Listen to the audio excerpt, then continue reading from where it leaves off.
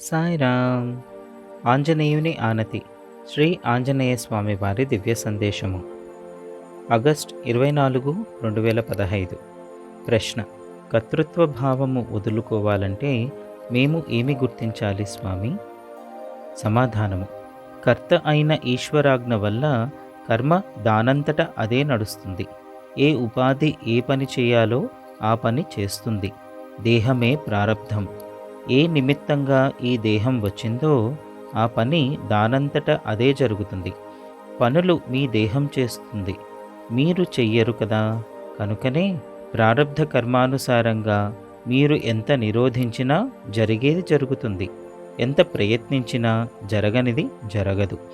దీనిని బట్టి ఏదో అద్భుత శక్తి మిమ్మల్ని ఆడిస్తున్నది అని తెలుస్తోంది కదా. ఆ శక్తి చేతనే మీరు చెల్లిస్తున్నారని గ్రహించి నేను చేస్తున్నానన్న కర్తృత్వ భావాన్ని వదులుకోవాలి. సాయిరామ్.